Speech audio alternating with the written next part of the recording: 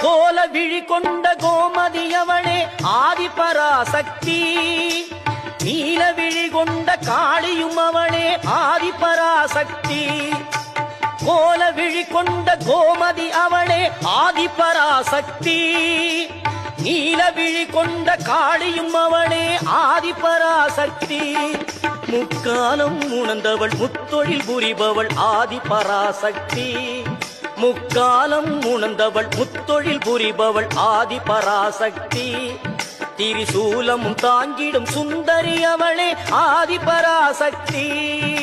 மேல்மருவத்தூர் ஆதிபராசக்தி மலர்பதம் பாடிடுவோம். காலம் எல்லாம் நம்மை காத்திடும் தாய் அவள் கோவிலை நாடிடும்.